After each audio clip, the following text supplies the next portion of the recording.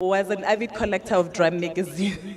So she would buy the weekly magazine every. So I decided in 2016. I read, like sort of their submission requirements, 1,000 words or something like that. I was like, I can do this. So I put together a short story. And I don't know where the idea came from, but I think it comes from just everyday observation of people's lives, experiences that I have, experiences that other people have. So I put together this 1,000 word short story and I submitted it to Drum Magazine. And I think it was in October, and whoever responded, I would be forever grateful to that person. I don't remember their name, but whoever responded said, we are currently not taking any more submissions, but here's a link to a list of South African publishers that you should, explore sending your story to. Yeah. And I remember looking at the list, I'm like, well, if I am going to be reaching out to publishers, I'm not going to be reaching out to publishers with a 1,000 word story. This has to be something more than that. But life happened. In 2017, I had an opportunity to relocate to the US. So I put that idea aside for a couple of years, really. It was only in 2018, winter break, I was like, let me look at this again. And the stories kept coming. I was like, I know this girl. I know her story, I know her childhood, I know where she grew up, I know her experiences, and I know how those experiences shaped her life.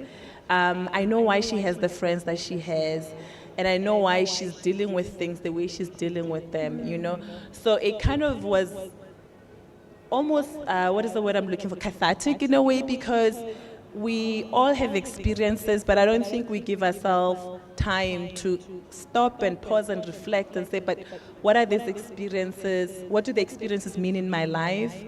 How are they shaping my life? How are they impacting my life? Why do I make the choices that I make?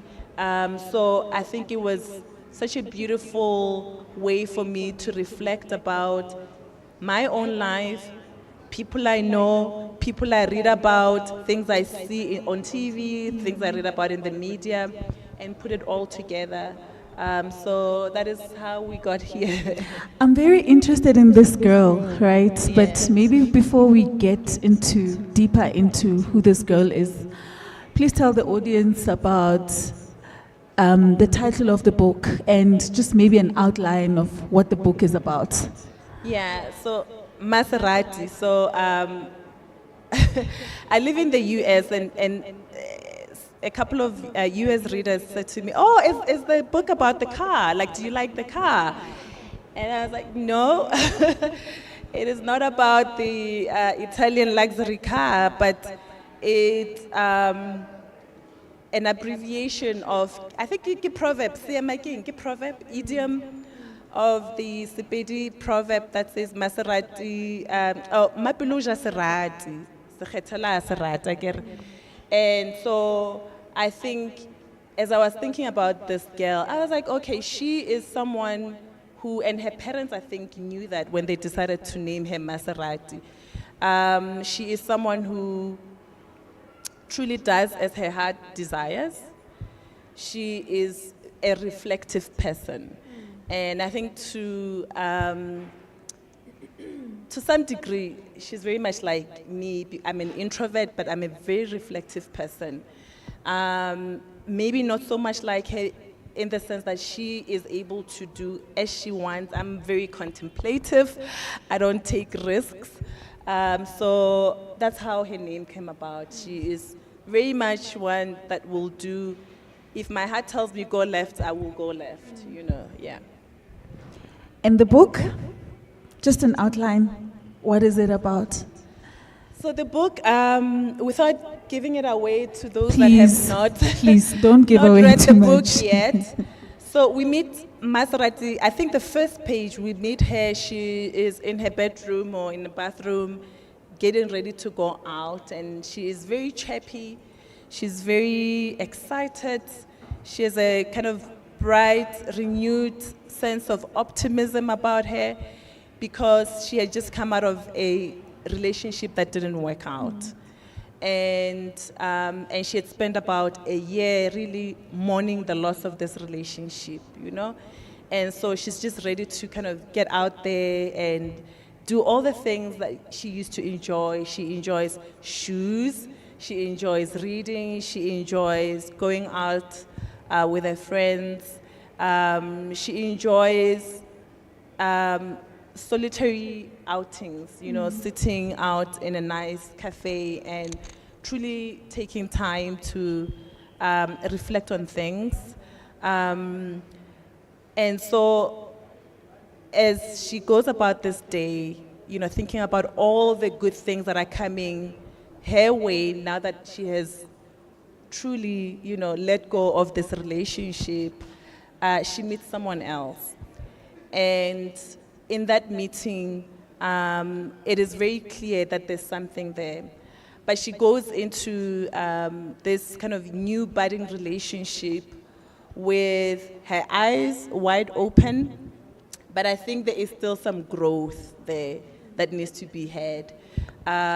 She's looking for, not perfection, but I think she meets this person and she thinks he's perfect, but we learn that he is not perfect. And so the lesson there is we have to kind of move away from the idea of perfection and meet people where they are, but be very clear about who we are so that when we meet people where they are, we are able to discern what's good for us and what's not good for us. Yeah.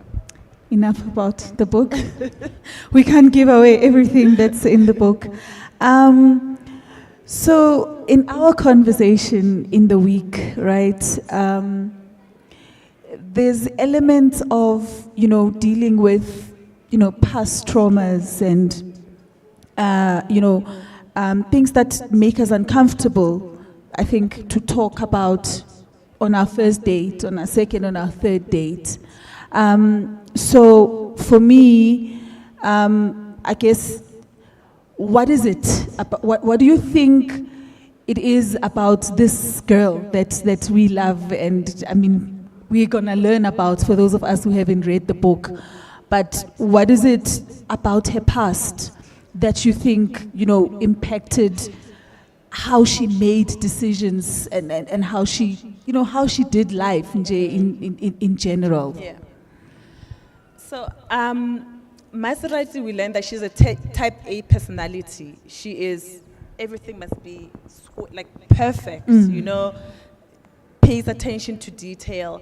And I think she, until, you know, sort of the heartbreak with the first relationship that we learn about in the book, she hadn't always given herself time to think about her childhood and how that affected her.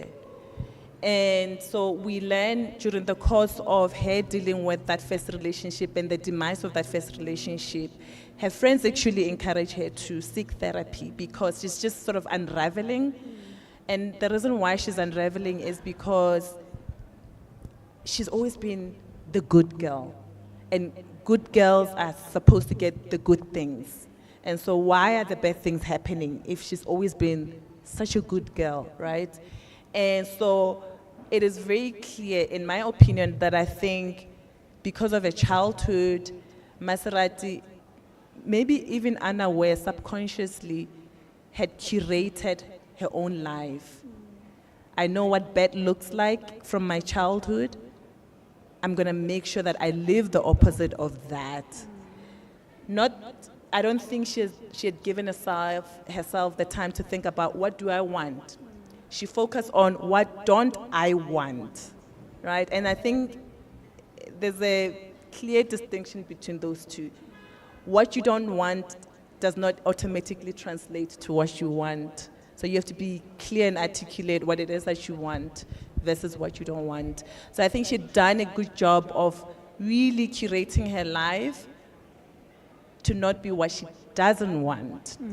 And so when she met her first love, Tepo is his name. Sorry, my friend. Not you. She she's looking for the things that do not match her childhood, and he seems to be ticking all the boxes, right? She's not looking at what it is that we will probably need to work on together. But she's focused on, oh, okay, he's not like my dad, or he's not like my this, he's not like that, so therefore he's the right person for me. And I think it worked for a while, and but as the relationship take a drastic turn, and there is a falling out, and she's unraveling, and she's going through therapy, a key question that the therapist asks her is, why do you think you're going through what you're going through? She's struggling with making a decision about whether to stay in this relationship and make it work, or whether to go.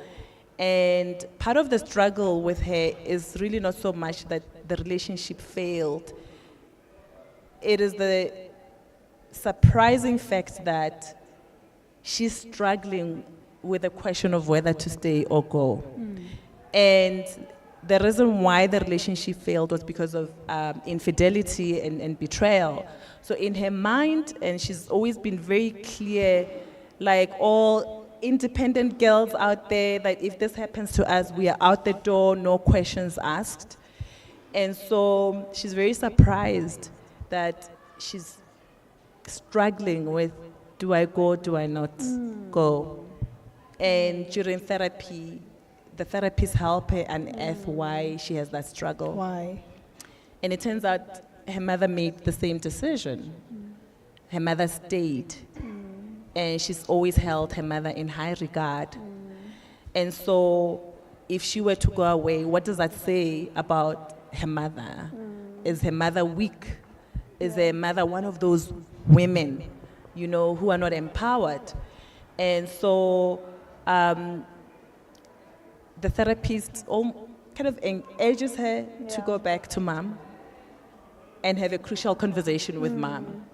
And through that conversation, hopefully that will kind of help her unpack some of that childhood experience. I don't want to use trauma, because sometimes it's not trauma, it's just experiences that are good or bad, and they impact us, Yeah. So she goes back home to unpack her childhood experiences. Oh, now you're giving away a lot. Look, I absolutely love that we can relate, Yeah. right, to some of the things that you refer to in the story. And it might not be the entire thing, but some part of it, I think all of us will be able to identify ourselves some way in there. Are any of these characters real? Like, are any of them real? And is there any one of them that you felt so greatly attached to? So those that are close to me that have read the book, they're like, but friend, but this is you. Maserati is you. Maserati is me. And so there are some similarities. So what I will say is yes and no. And I think, it's because writers write from their lived experiences. You cannot write something you don't know and write it authentically. And so the good thing about writers, I think we have carte blanche on imagination. So we write about our lived experiences, just sprinkle a little bit of spice and salt to it to make it, juicy. But no, Maserati is not about me. There are elements of me in her because I think I like myself and I wanted to like this girl. So there are elements of Maserati that I feel resonate with me. I mean, there are some things that are like blatantly very, very similar to me. She's a doctor. She went to UCT and she has a career in the pharmaceutical industry. I work in the pharmaceutical industry, and she sometimes, travels because of work. And so she has that experience. And I use that because I wanted to write from at least a comfortable place to start with, and then expand into areas that I don't know, areas that are not of my own, but areas that I've observed as someone who's a keen observer of people, things that I've heard other people talk about, experiences I've read about, and I just kind of at least, put a little bit of paprika and Spice. salt and pepper and made the love things it. happen. Yeah. So, a full-time medical doctor, Yes. a full-time mom. Yes. Well, we can't really run away from that. Where do you find time to write? Ooh. So there's no time, right? So there's no. It took me 6 years on and off to write this story. From 2016, when it was a 1,000 word short story that was meant for Drum Magazine, to 257 pages. It took time. So there's no balance. They say you can have everything that you want in life, but never at the same time. So there were times where I was like really into writing, and that meant the kids had to be downstairs. Don't talk to mom. Don't disturb me. And then there are times where I had to put Maserati aside and, go be a mom. And I'm a soccer mom. I take my kids to the soccer games and drive them around and, all the extracurricular activities. Or I had a project at work that really needed my 110% focus. So it was a juggle, but never at the same time, you always make time, but there's always a sacrifice. As we always have. Sorry, I just have a little naughty question. When did you say you moved to the States? 2017. Sure. Okay. I'm looking for the accent. That's why I'm asking, and it's not there. We are hopeless, Bapedi. Seriously.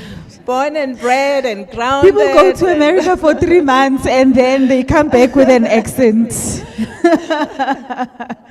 Okay, we will get to where we get everyone to ask you questions. It's still my time and I'm enjoying. As you can see, I can't even get my eyes off her.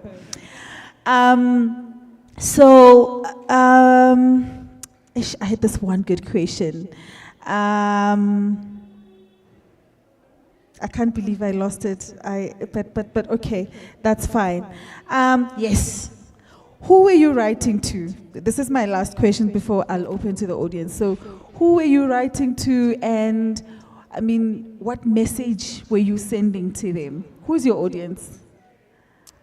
That's a good question, and I think it's become such a pertinent question because I live in the US and I launched the book in the US, and the question was, will a US audience understand the story? Will the story resonate? And especially when I was thinking about the launch, I was like, who am I going to be communicating with? And I truly had to kind of take a step back and say, this story was written by a South African woman who, by and large, understood, and I'm generalizing here because we don't know everything, right? Understood sort of the South African women experience, and again, I'm generalizing. And so for me, this book, I could see it resonating with South African women. However, I want to caveat that because the themes that come out from the book, for me, I feel like are universal themes of life. So anyone who finds these themes resonating will enjoy the book. So it tackles issues of, loss, love, heartbreak, family, the importance of family, the importance of having communication within our families and recognizing the impact that certain experiences in our families have on our lives and how it shapes us and informs the lives that we live in the future as adults. Anyone that has a close group of friends and really finds strength and courage and, everything that you can think of from a good friendship, this will resonate with you. You will recognize, if you have a close group of friends, you'll read this and recognize some of Maserati's friends and really relish the friendship that she has with her friends. It tackles, issues about what happens when we don't grieve our losses. There is and when I say loss, I don't necessarily mean like a relationship that didn't work out. We learn, and I don't want to give that away. Don't do it. Because it, it is a kind of the main, it's a touchy point for the relationship that she has with the next love that we meet in the book, is because he hadn't taken the time to deal with loss, and again, how that impacts how we move through life, how we interact with people. So if these are themes that are of interest to you, this book you will love. So primarily South African women, but I think anyone will enjoy this book if these themes are some of the themes that you kind of, resonate with you. Ladies and gentlemen, Tshepiso Madihlaba.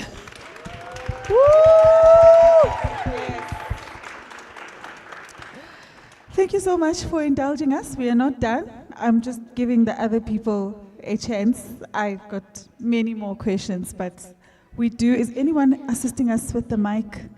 There, okay. So if you do have a question, can I see please by a show of hands? Oh, there we go. Hello, Sissy. Hi. How are you? Welcome back home. So, the sex scene.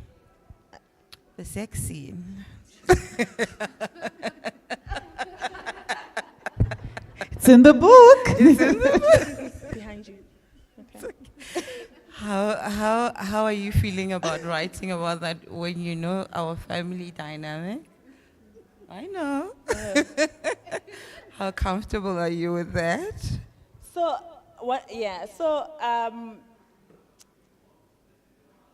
I will respect the children and the elders in the house and be circumspect. So Maserati is like everything in life, we like putting things in a box. So when I first put it out, I had to put it in a box. And it fit nicely in the contemporary romance novel. And that is, when I was writing the book and I was thinking about the experiences and the kind of the emotional upheaval that she had with the demise of the first relationship, and then her kind of emerging with new optimism into the next, budding, relationship, how important were, intimate moments in the book? Did they need to be in the book? Did they add anything to the story? And the answer is partly yes. And if you read the book, the scenes that Mahotso mentions, like they probably make like 0.1% of the book, but you'll see where they are placed, why they needed to be there, because they talk to sort of our healthy and unhealthy attachment to people and how that is expressed, right? So for me, those sections were to truly have the reader explore how we get attached to people and what vehicles do we use to get attached to people, healthy or unhealthy. Yeah.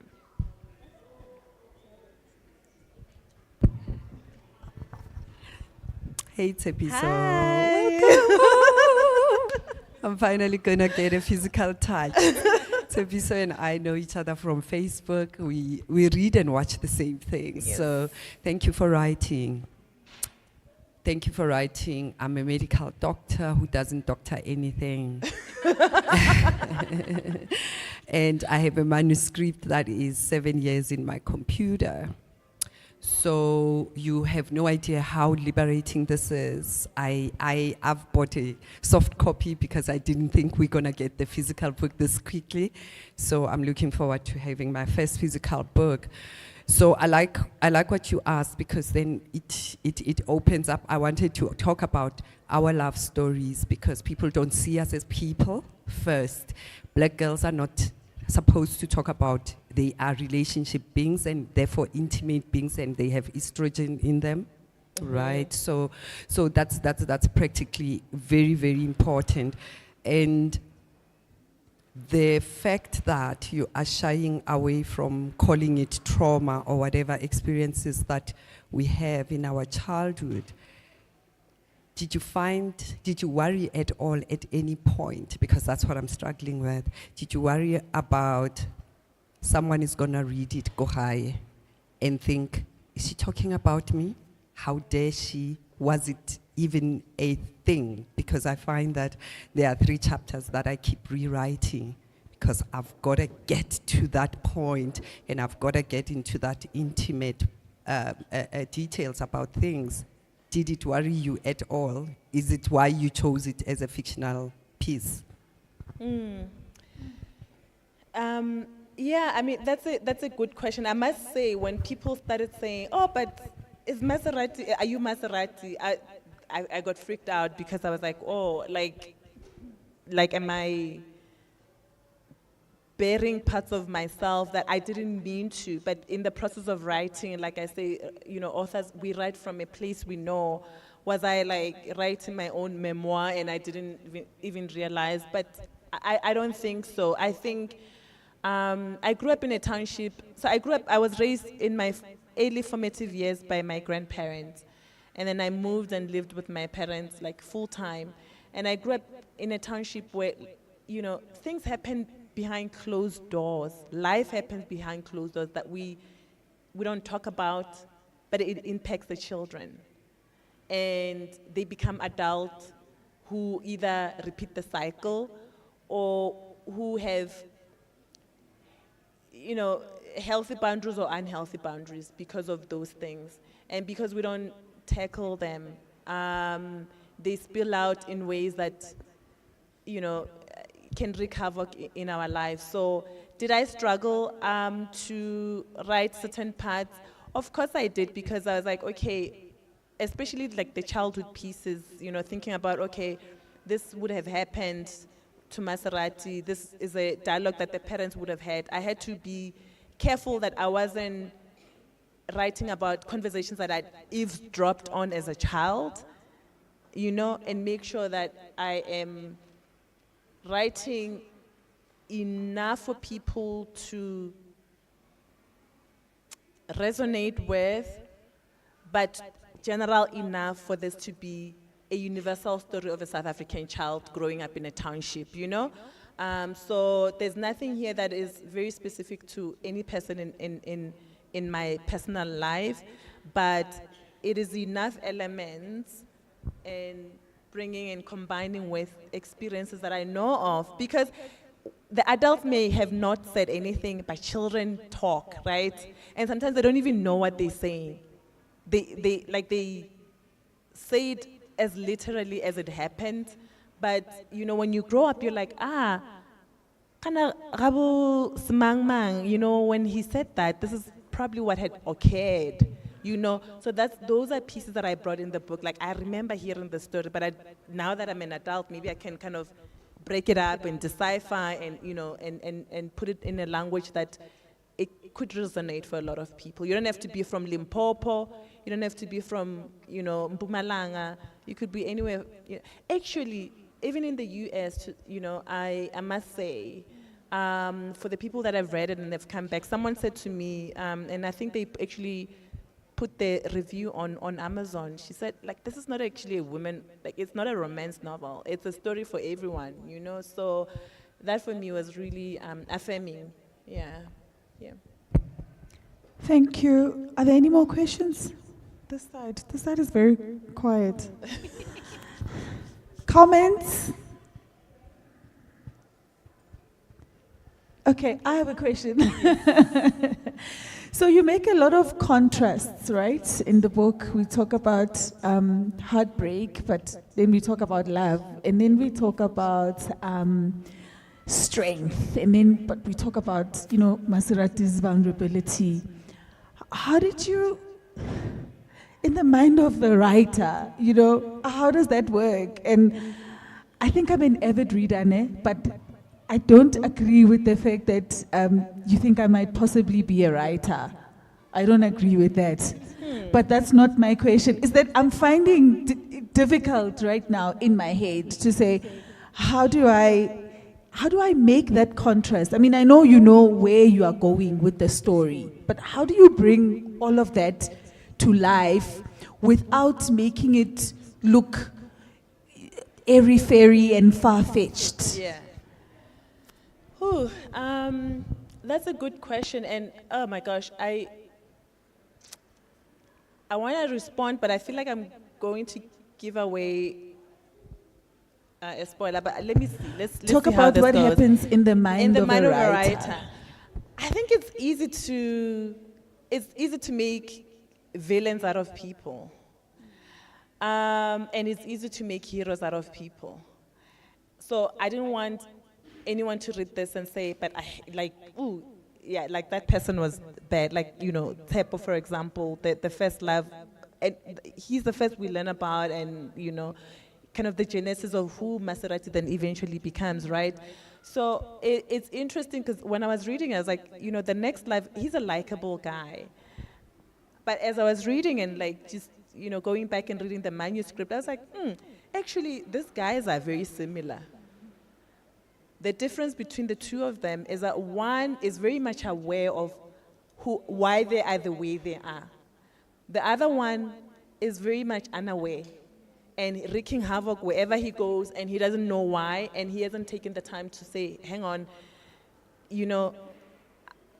I've seen this before. I know this has impacted me as a man and how I show up. And so I need to do something about.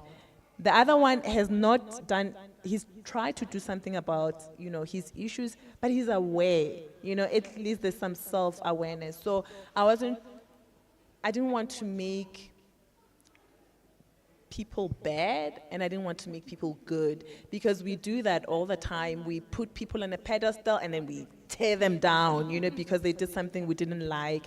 I wanted to show that, as people, we are everything.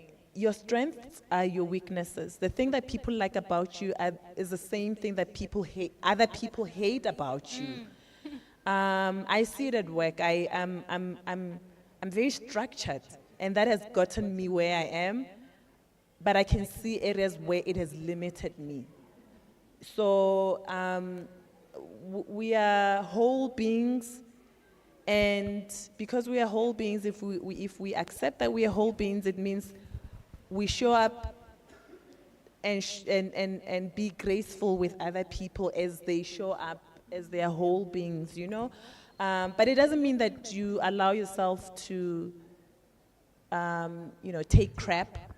It just means you just need the self-awareness to know when crap is served and you don't want, feast on crap, and you know what I mean? So, but yeah, I guess I didn't want to make any one person a villain and one person the hero of the story. There's no hero and then there's no villain. They're people. Yeah. Yeah. What would you say to someone who is maybe in the audience, or they get to watch this someday? On Netflix? On Netflix? Yes. Why not? Yeah, and they've been thinking about writing, What would you say to them? I think you gotta be tapped into your talents. I used to tell my children, my children are creative. My daughter, I love her art, she draws. I think she's a future writer, but I also think she's a future scientist, which is very fascinating, because sometimes when you think you're leaning towards one thing, you think you don't have the other talents, right? But with her, I'm like, she could be both, And then my son he's a phenomenal soccer player, and they're very creative. He also, draws, and the way they think about things, and the way I describe myself, I'm like, I'm not creative. And I had to pause and say, but what is creative? what is my definition of creative? And for me, creative meant, artist types and, like dancers, like who have graceful movements. And I've never thought of my writing as that making me creative. And I don't know why, for the longest time, to be honest with you. So my response would be, tap into all of your talents. We are all talented in one way or the other. You have to figure out what your talent is and express it. And expressing your talent does not mean you have to be on a big stage, people have to know you. It just means figure out what your talents are, activate them. Activate. Thank you. Oh, I was going to ask, any more questions from the audience?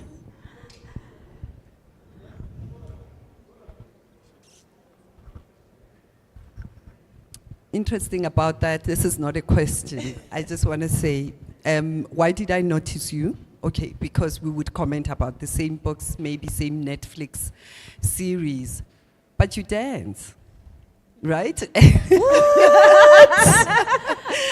and it's fascinating that your reels are so amazing. It's almost like you are letting your head down. There's something about what you do there in your unawareness, but aware as well that you are putting it out on the public, on the public platform. And I would argue that a surgeon, a plastic surgeon, is an artist. Yeah. A plastic surgeon is an artist. An orthopod is an artist, right? And the fact that you've weaved the medical degree into the pharmaceutical arena required you to straddle more than. And I don't know if you are aware about how you dress as well. That for me is creative, and it's very liberating for someone who is also a closet creative like myself. Everyone tells me, no, but you don't dress like other people. I don't like straight clothes and whatever. So I think we shy away, and because we've been boxed for so long, we continue to believe the boxing. And again, thank you for writing. It's liberated one person in this audience, if nothing else. Thank you, I Mizo. love it. So Mizo and I's journey from 2017, 2017, right? Oh my yeah. goodness. Yeah, so, yeah. And it's possible to have a friendship like that, right? Yeah. A friendship that thrives online, and we end up in the same places of healing and whatever. So yeah, that universe has really, really broken down the borders, hasn't it? Yeah. Can we discuss the dancing? I am feeling very robbed as an introvert that can't dance. That I'm sitting to another introvert that can actually dance.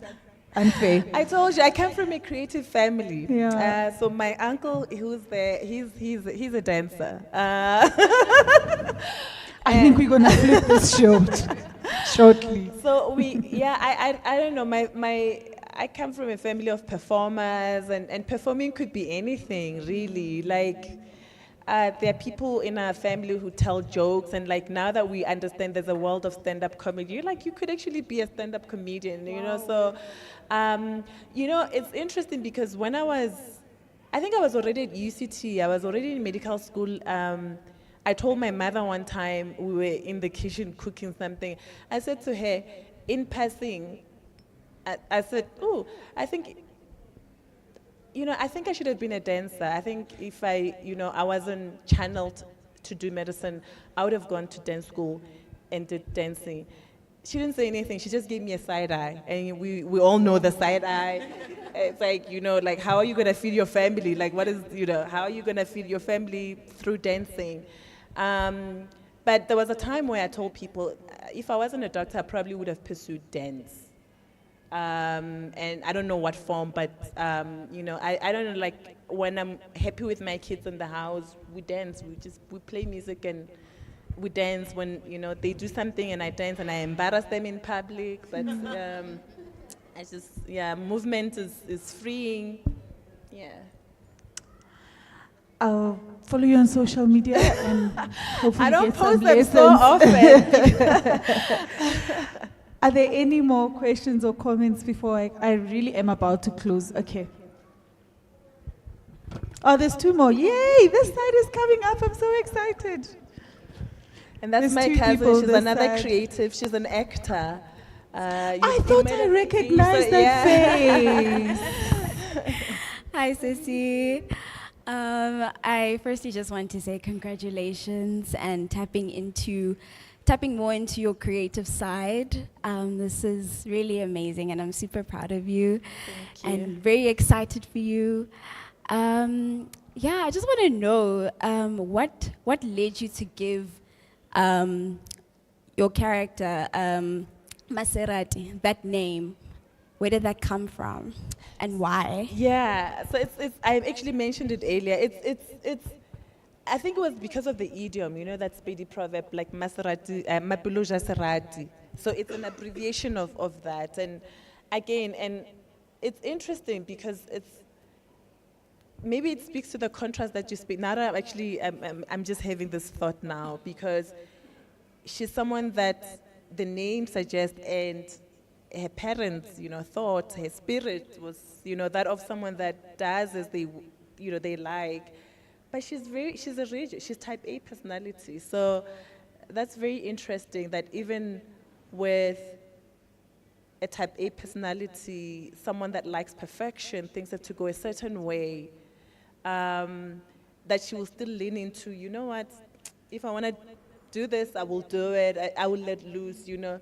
So that's, I've never, this is the first time I'm actually reflecting on that, because you would think that someone that does as they want, they kind of go with the flow kind of person, right?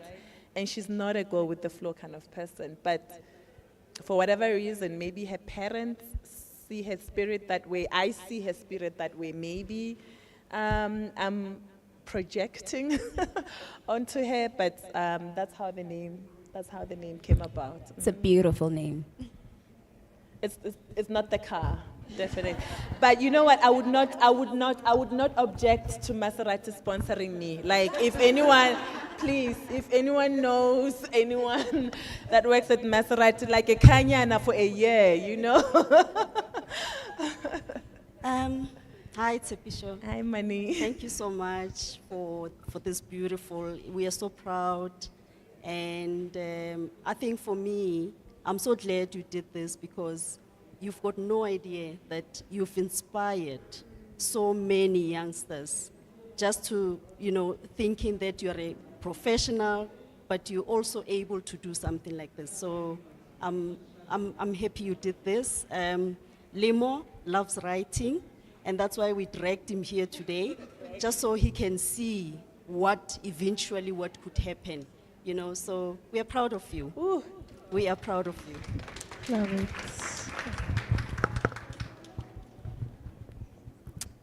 There was actually another hand that side. There were two hands. Oh, okay. Yes, please. Sorry. No, I just happened to hold the mic. No, but it's fine. Mudlolo, I would like to congratulate you. Well done. It's great. I don't really have much to say. I mean, Gwenia said a mouthful. Your mom has said a mouthful. It's fantastic. Keep going. Part 2 on its way.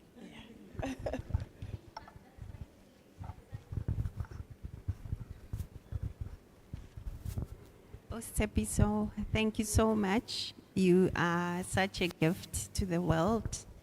I know you've inspired a lot of us. So what we know about writers is that they are always writing multiple books at a time. So do you want to give us a sneak peek of the next 3 that we know are there?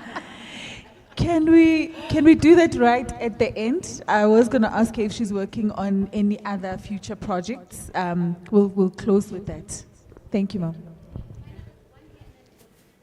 This will be the last. Okay. There's actually 2. Can we take 2? 1, 2, 3.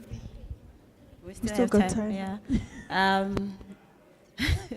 To my friend, congratulations. She's been on this journey. She really works hard. Yeah, I'm one of the people who can attest to the dancing. Her kids don't know when she was in tertiary. Yeah, she was quite the party girl. But I won't give out so much. So I want to congratulate her and comment on one of the things that she has said. I think one of the things I appreciate about her, and she said it here, is the ability to see good and bad in people and not classify. And it's not surprising that as she wrote the book, she wrote it with a viewpoint of not trying to say this person is bad or this one is good, creating heroes as such. And I appreciate that, and I think it's something that also resonates with me. But I want to ask her to say, you know, what is her favorite extract from the book part, and maybe perhaps the one that she enjoyed writing the most, and maybe an extract that she can read out, maybe a paragraph. She writes very well. She uses words that I can't use. Yeah, so maybe she can share that with us. Thanks. Yo. If she can. Okay, someone else ask another question while I look. Yeah. Thank you. Friend, don't worry, I'm not going to give away anything. It's just a comment. I don't have a question. Congratulations again. And one thing that I have to say is, don't let, for those who have not read the book, don't let the cover fool you. When you read this book, you realize it touches on Black excellence. It touches on a woman who works hard and who does not take for granted where she finds herself in, because she worked very hard to be where she is. And I must say, friend, I applaud you. Given your schedule, how hectic it is, you were able to finish this. We know it has been a dream of yours. And finally, we are seated here celebrating you. Because this is no small feat. This is a huge achievement. And I'm saying this based on how I know you personally, and you did well. You did well. Thank you. Thank you so much.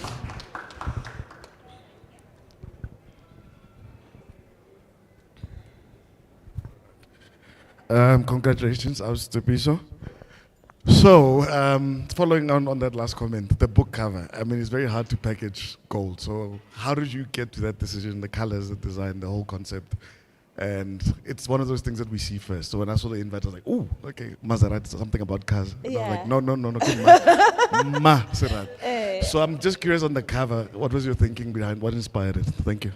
Thank you. Oh my goodness. Thank you for noticing the cover, because, hey, there's writing the book and then there's the cover, because the cover was a journey in itself. And I worked with an illustrator that was recommended to me by the company that kind of helped me with bringing Maserati to life through the publication process or the publishing process. And you know, I said to him, you know, I want the cover to reflect and center, you know, I don't want to say Black love, but I wanted, you know, the cover to truly center the characters. And green, if my pens are not giving away, that green feels like it's a favorite color of mine. I used to tell my kids all the time that purple is my favorite color, but I think I'm doubting that. I think green for the last year and a half has featured strongly in my home. And so I wanted a color that would bring the book to life. This is not the first version of this cover. There was it looked completely different, and my friends and many people were like, no. So I think the cover, in short, for me was, I wanted green because it captures life. I wanted something vibrant. I wanted to center these two characters. To Mizo's point about, centering black people and the experiences that we have joy, we have love, and, I didn't want something abstract, but I also wanted something obvious, initially I thought, you know what, readers are intelligent, I want something abstract, and then they can make meaning out of whatever the image is. And I was like, you know what, why not just be literal with it, right? And so I thought, this came out nicely. They're in a coffee shop. I love coffee shops. A lot of my ideas, a lot of my writing were conceived somewhere in a coffee shop, drinking a hot beverage. And so I wanted, that to reflect in the cover as well. So, yeah, I think the colors work, and I love it. It came out beautifully, I must say. And 90% of this is me. That illustrator, eventually he was like, can we just please wrap this up? Because we've been, like I told you, I pay attention to detail. And I think towards the end he was like fed up with me, but I think it was a good fed up because we were able to produce this beautiful, beautiful cover. Yeah. Thank you. Are you gonna now answer? Yeah, Tumisho, which act? I don't know. I don't know where to go, which paragraph to. You could maybe answer which was your favorite character or part that you enjoyed writing. Right, ma'am? That was the question. You can say we know you love the whole book, but I mean. I think I made a note here.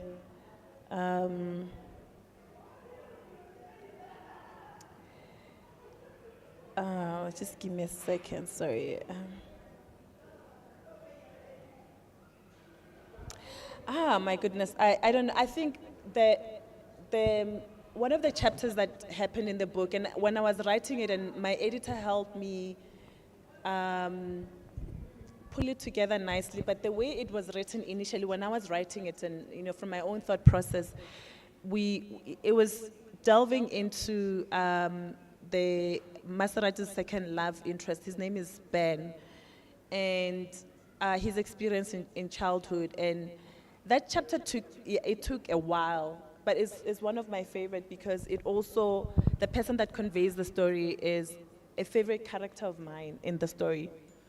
And the character is Ben's ex-wife.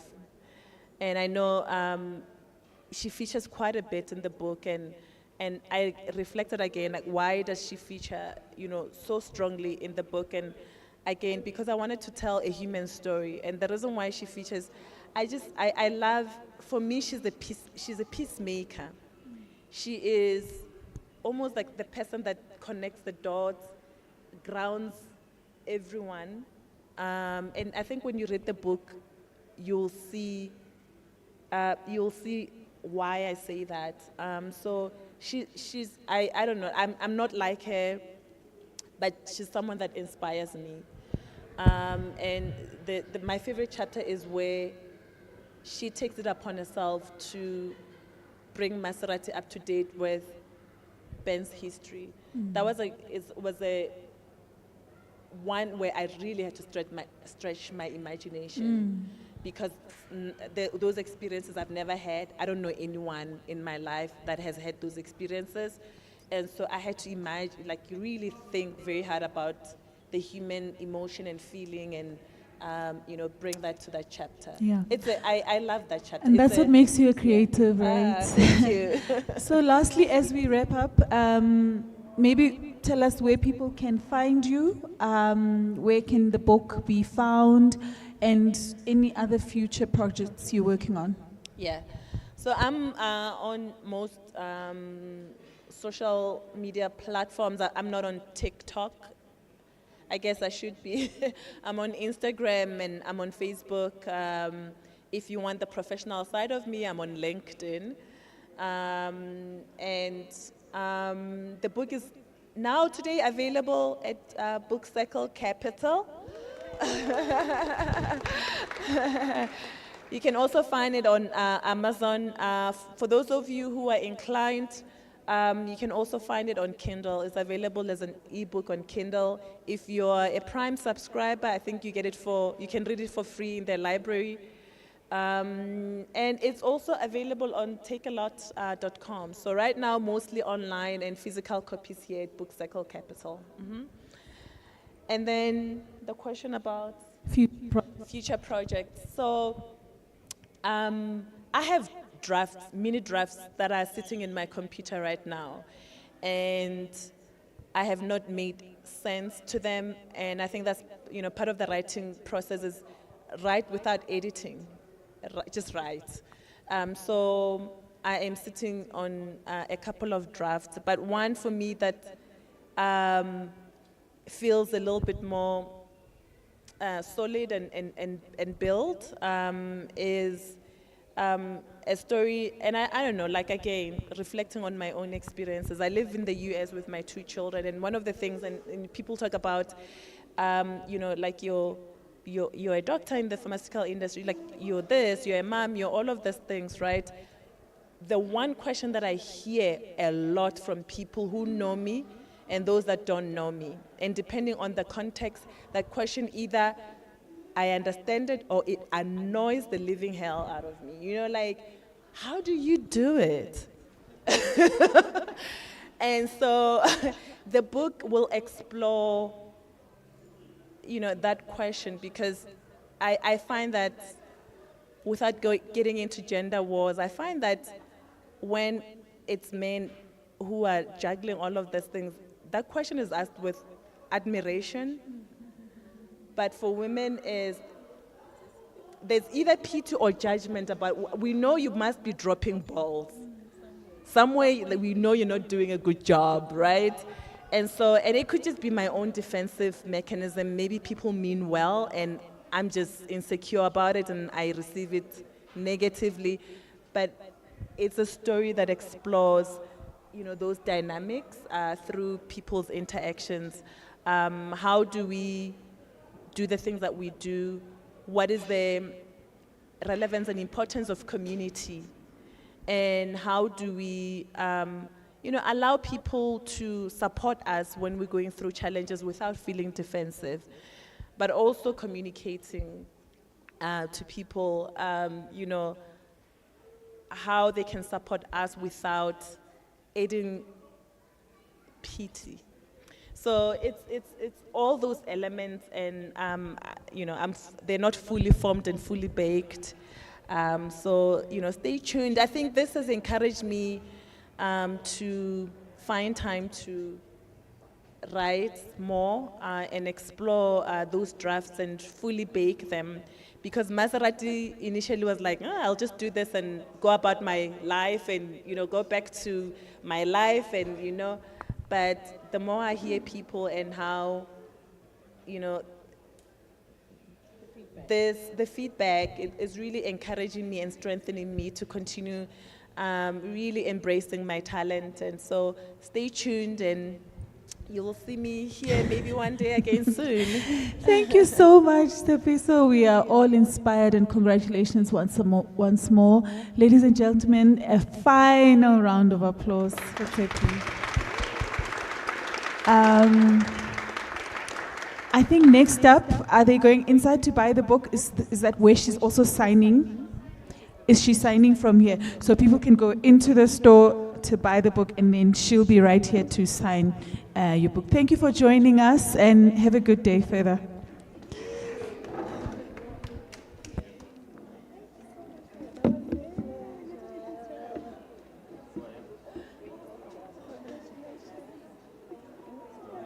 I need you with the book. Just both of you guys, together. They will take. Hey, I don't want to touch and break, you know?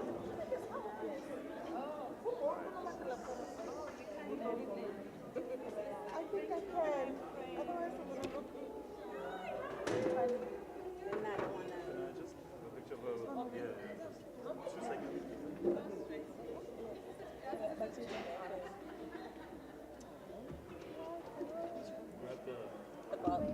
The book, not the water. The book, I have like a strategy. Yeah. And this I can remove, right? Fatima, these ones I can hear them. It's weird, man. Yes.